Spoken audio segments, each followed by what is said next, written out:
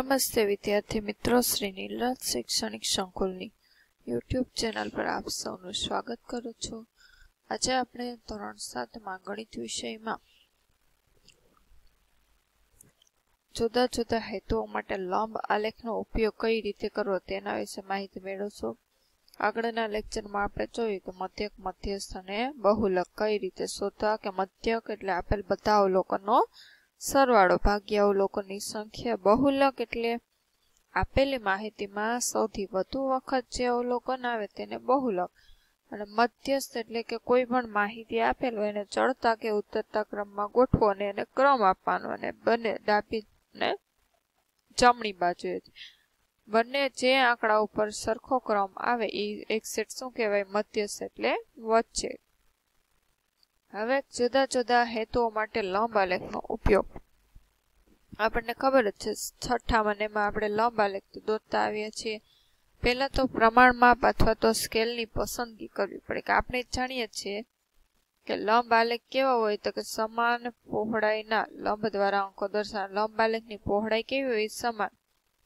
લંબની શું તો કે લંબાઈ, આવૃત્તિ અને પસંદ કરેલા પ્રમાણમાં પર આધાર રાખે છે. લંબ આલેખમાં જો અવલોકનો એકમમાં દર્શાવેલો હોય તો એક અવલોકન માટે એક લંબાઈનું નિરૂપણ કરવું પડે, પણ જો 10 કે 100 અવલોકનો દર્શાવવા હોય તો એક લંબાઈ માટે શું 10 કે 100 અવલોકનનું નિરૂપણ કરવું પડે. તો આપણે ઉદાહરણ પહેલા લઈએ. જો કે શાળાના મકાનને રંગ કરવાનો નિર્ણય લેવા માટે ધોરણ 6 અને ધોરણ 7ના 200 વિદ્યાર્થીઓને તેમના મનપસંદ રંગની પસંદગી કરવાનું કહેવામાં આવી.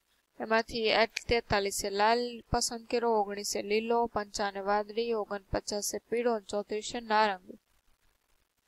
આપણે જોઈએ કેટલા વિદ્યાર્થીઓની સંખ્યા કેટલી કીધી છે તો કે 200 કીધી છે. એટલે આપણને ખબર છે કે નીચે દર્શાવ્યા પ્રમાણે કે y અક્ષ ઉપર તો કે આપણે આંકડાકીય માહિતી દર્શાવવાની હોય, અને y અક્ષ ઉપર તો પ્રમાણ માપ કે 0 માપથી શરૂ કરશું ને એક એક એકમ લંબાઈ રાખશું તો બહુ લાંબુ થશે. સૌથી મોટું અવલોકન કેટલું છે તો કે 35, અને સૌથી નાનું 19 છે. એટલે આપણે 0 થી શરૂ કરશું, સૌથી મોટું 35 છે એટલે કે 60 આવે ત્યાં સુધી લેશું. એટલે એક એકમ બરાબર આપણે કેટલા વિદ્યાર્થી લેશું તો કે 10 વિદ્યાર્થી, અથવા તો એક એકમ બરાબર તમારે 5 વિદ્યાર્થી લેવા તો પણ થાય, તો સેજ આલેખ લાંબો થાય. કે 5 પછી 10, અહીંયા વચ્ચે 15 એમ લો તો પણ ચાલે. અહીંયા કેટલા કીધા છે? 10. 5 અથવા 10 કોઈ પણ લઈ લેવાનું. કે તેથી 55 મોટું છે એટલે માપને થોડું વધારે, એટલે કે એક એકમ વધુ લેવાનું. 55 પછી તો કે 60 છે એટલે 55 કોની વચ્ચે આવે તો કે 50 અને 60 ની વચ્ચે. અક્ષ પર 10 ના વધારા પ્રમાણે સરખું વિભાજન કરો. કે આ y અક્ષ ઉપર હોય કે આપણે ખબર છે ને, આમ ચોકઠા આપેલા હોય કે આલેખ પત્રમાં તો કે આવા બોક્સ હોય, એમાં તો કે બીજા નાના 5 ખાના હોય, આપણને ખ્યાલ હોય, ઊભા અને આડા, ને આમ 1 2 3 4 અને 5 આવી રીતે હોય ને.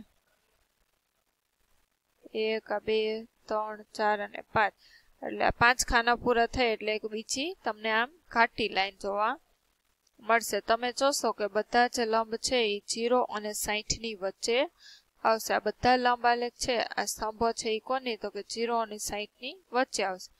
આપણે તો કે પ્રમાણ માપ એ રીતે પસંદ કરીશું જેથી લંબાઈ 0 અને 60 ની વચ્ચે રહે, એટલે પ્રમાણ માપ આપણે 10 પસંદ કર્યું.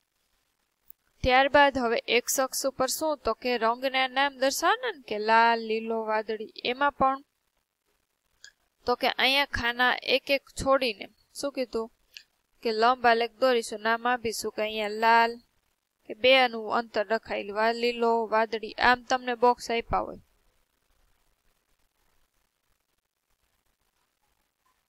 તો સંખ્યા જોઈ લે કે 5 નામ આપ્યા છે તો આપણે એક ખાનું છોડીને શું કરાય, અહીંયા તમે તો કે આ 0 અહીંયા લીધું છે તો 0 થી 2 ખાનાનો ગેપ રાખવો હોય તો 0 થી પેલું અહીંયા શું લેવાનું? લાલ.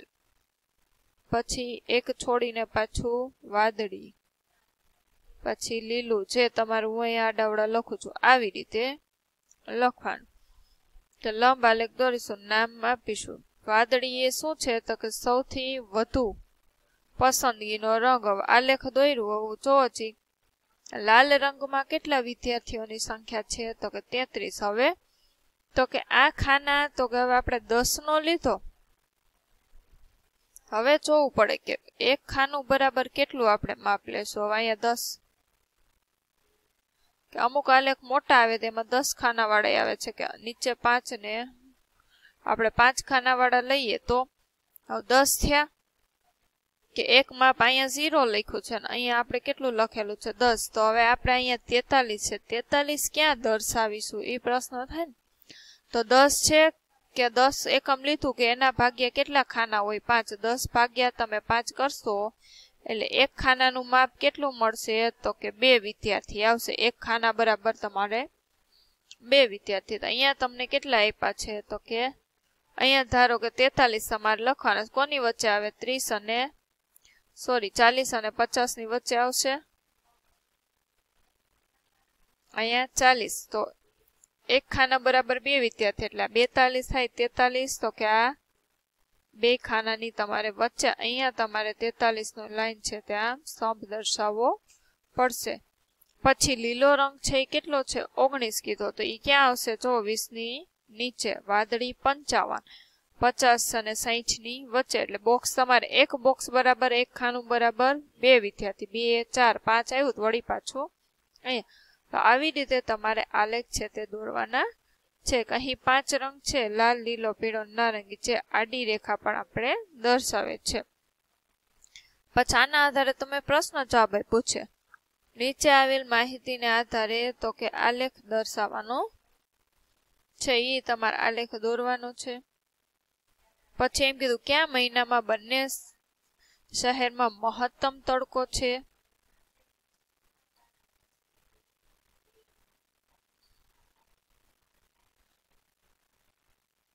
તડકો દર્શાવે. મહત્તમ તડકો કીધું છે. જોવો જી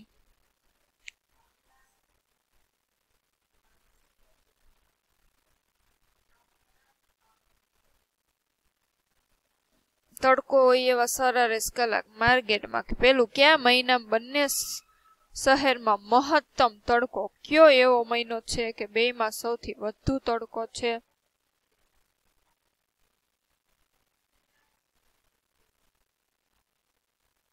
તો આ આવશે ને.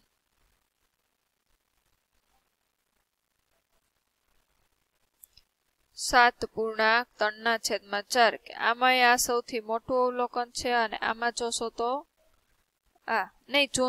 જૂન મહિનામાં બંને જગ્યાએ અહીંયા જો 8 છે ને આમાં તો કે 6.1/2 આનું સૌથી મોટું હોય. સૌથી ઓછો તડકો કે તો જો છે 2 છે આમાં તો ડિસેમ્બરમાં ને જાન્યુઆરીમાં. પણ આમાંય તમારે જોવું પડશે ને હવે કેમાં ઓછો છે? તો કે જાન્યુઆરી છે એ તમને ઓછું. 1 2 2 2 ને 1 3 ભાગ્યા 2 કરશો એટલે 1.5.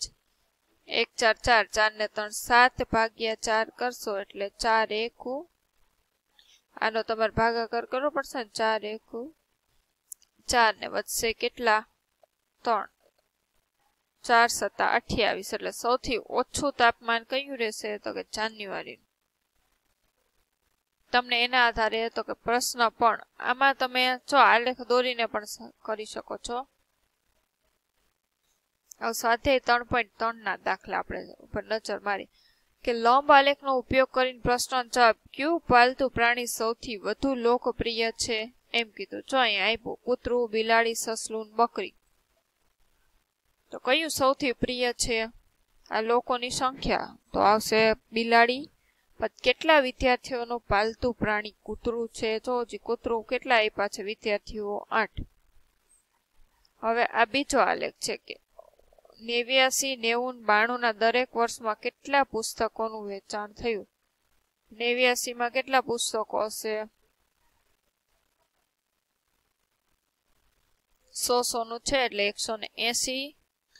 90 માં 480 અને 92 માં કેટલા થશે? આમ તમારે 1800 એટલે કે 250 જેવા થશે. કયા વર્ષમાં 475 પુસ્તકોનું વેચાણ થયું છે? તો જો 475 કયા શહેરમાં વર્ષમાં આવશે? તો કે આ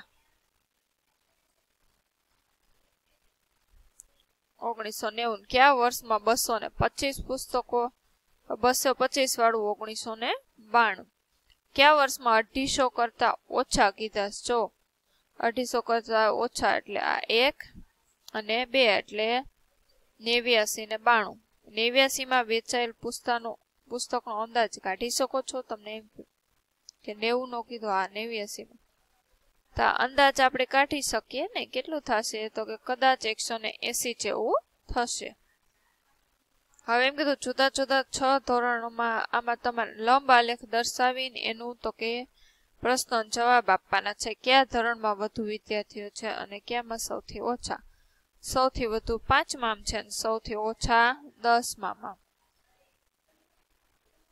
પ્રમાણમાં ભાવ પહેલો પ્રશ્ન પૂછ્યો કેવી રીતે પસંદ કરશો જો સૌથી મોટું કયું છે 135 ને સૌથી નાનું 80 એટલે પ્રમાણમાં આપણે ક્યાં સુધી 140 સુધી 10-10 નું પસંદ કરશું હવે એમ કે ધોરણ 6 ને 8 ના વિદ્યાર્થીઓની સંખ્યાનો ગુણોત્તર છઠ્ઠો અને 8માં નો ગુણોત્તર છઠ્ઠું ભાગ્યા 8મું 2 6 12 ને 2 5 10 ચોથા દાખલામાં તે દ્વિલંબ આલેખ કીધો જો આ તમને કયો આપેલો છે દ્વિલંબ છે 1/2 ની માહિતી જાન્યુઆરીમાં 2 ની તો બાજુમાં 2 સ્તંભ તમારે દર્શાવવામાં આમાંય 2 માહિતી આપેલી છે ને કે પ્રથમ સત્રમાં મેળવેલા બીજા સત્રમાં અંગ્રેજી ને હિન્દી તો આમ તમારે તો કે સ્તંભ કરી અને આ વિષયની સંખ્યા લખી નાખવાનું અંગ્રેજી ગણિત વિજ્ઞાન ને સામાજિક સરખું અંતર રાખે હવે પેલું કીધું છે કે 67 અંગ્રેજીમાં તો અહીંયા આપણે તમે 10-10 નો ગેપ રાખ્યો હોય તો અહીંયા કદાચ આવે કે 50 ને 60 ની વચ્ચે હોય તો અહીંયા 67 તો પેલો સ્તંભ આવે કે આટલો સ્તંભની પહોળાઈ બેમાં સરખી નાની જ રાખવાની પછી કેટલા છે 70 આવી રીતે આમ બે બાજુ તમારા સ્તંભ દર્શાવવાના છે ઉદાહરણ નંબર જોઈ લેજો અહીંયા કેટલામું છે ઉદાહરણ નંબર આ 2 છે દ્વિલંબ આલેખ દોરવાનું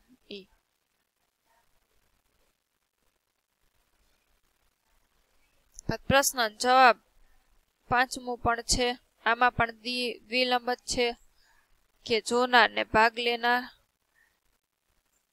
છઠ્ઠામાં પ્રકરણની શરૂઆતમાં જુદા જુદા શહેરોમાં આપેલ મહત્તમ ને લઘુત્તમ તાપમાનની માહિતી પહેલા પેજે જ આપી હતી એના આધારે આલેખ છે એ તમને દોરવાનું અહીંયા કીધો છે દ્વિલંબ આલેખમાં શું તો કે આમ 2 તમારે સ્તંભ જો અહીંયાથી પેલો સ્તંભ તમારે દોરવો હોય બધામાં પેલો આમ જ કે સ્તંભની પહોળાઈ 3 ખાના રાખવી હોય તો આવી રીતે રાખી દેવાની પછી બીજો એને અડીને જ કે આ પૂરો થયો ને ત્યાંથી અડીને જ આમ તમારે